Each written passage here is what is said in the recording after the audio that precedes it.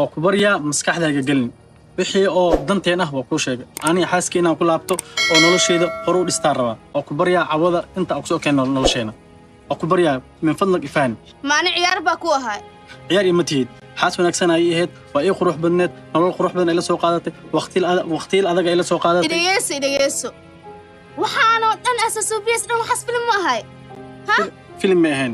wax dhab ah oo nolol dhab ahayd laakiin maanta ana rab nolosheeda sidoo hore inaan ka bedelo oo xaaskii hore u laabto xaaskii hore u laabto